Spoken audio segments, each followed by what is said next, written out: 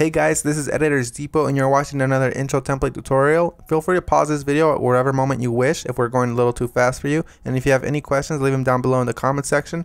We always reply to every single comment, and if we're away for a minute, just go ahead and comment down below and there's very friendly people that will help you, guaranteed. It's important to remember that this is a pre-made tutorial that we've carefully selected and approved because we noticed that it works the exact same way. If you have any questions, comments, or it's just not working for you, just leave a comment down below and we'll get back to you, guaranteed. Now this tutorial requires both Adobe After Effects and Cinema 4D. You will absolutely require them. If you do not have them, go ahead and visit EditorsDepot.com. We can do any template customization at very affordable prices. Just feel free to select the template you wish and check out with it and detail everything you want on the template. Now that that's out of the way, all you're going to want to do is open up the Cinema 4D file. So here it is, and we already have it open, so we're going to go ahead and bring it up. And as you can tell, everything is ready to go. All you have to do is replace the text, render, and you're done. Except one little thing, there's sometimes problems that come up with the templates, and I'm going to go ahead and cover them here.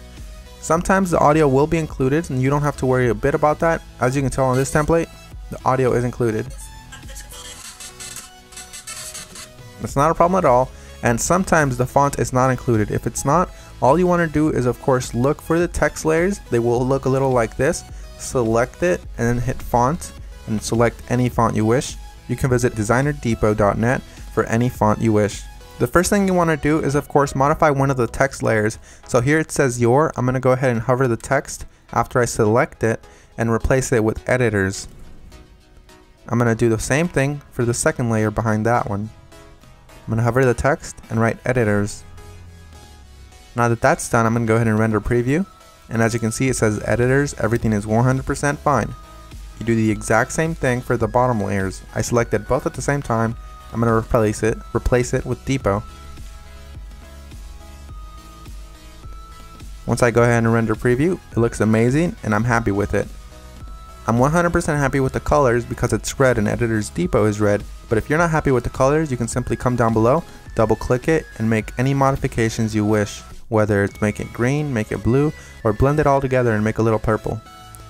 I'm going to go ahead and keep it this way, and I'm going to go ahead and go to my render settings now. Once you're in the render settings, you're going to want to make sure that your width and height is set to 1920 x 1080 if you have a very good computer or decent computer and you have time. If you have a slow computer and you probably don't have that much time, you make sure you set it 1280 by 720. You want to make sure you tick all frames, and then you go to save. You make sure it has a PNG sequence for a faster render that does not reduce quality at all. And you want to make sure you select file here. Make sure you make a folder for this one render sequence that's alone and empty. Mine is template render, and I'm going to name my every single sequence render. You close that and you begin the render. While it finishes rendering, I'm going to go ahead and open up my Adobe After Effects file and go ahead and get started with that for you guys. As you can see, that says that there's two files missing, so I'm going to go ahead and find them for my computer. So I'm going to wait for it to load, and as you can see, it says here that the audio is missing. I'm going to go ahead and double click the file, and I'm going to find it for the computer. It should be included in the template, and if it's not included, we're sorry and we're going to do our best to try to help you, but if it's not, you can go ahead and include any audio you want. As you can see here, it's not included, so I'm going to go ahead and just drag in one of my copyright-free files that I have in my library. You can use the one that we're using for this tutorial. Another really quick tip you can actually follow is just close this, right click the file, and go to rename. You can actually copy the entire name if it still has the original name of the song. Then you go back to YouTube, you paste that there, and you download the file from there. You want to make sure it's copyright free and you're not breaking any laws though. Once you've gone ahead and replaced your song, you're going to want to go ahead and replace the other thing that was missing, which is of course the PNG sequence. It might be a PNG file, .png, or it might be an MP4 file, or anything within those regards, like QuickTime for example.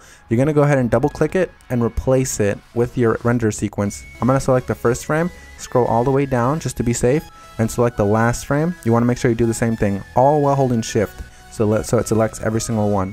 You make sure you tick on sequence here where it says PNG sequence. You should have that option for Windows as well.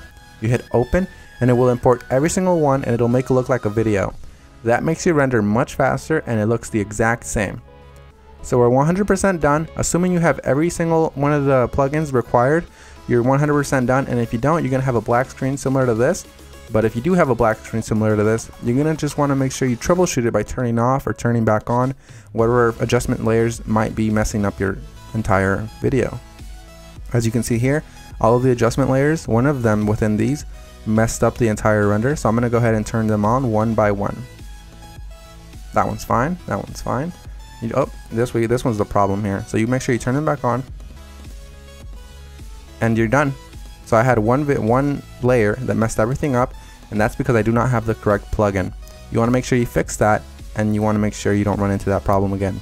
And finish the composition by adding it to the media encoder queue. That pretty much summarizes our video, guys. I hope you all enjoyed it, and if you did, remember, drop a thumbs up if you liked it. Drop a thumbs up if you are a fan of us and you like what we're doing. And guys, we really appreciate every single one of you from the bottom of our hearts. We really appreciate every single one of you guys, whether you're liking this video, disliking, or you just left and you didn't even watch this tutorial, guys.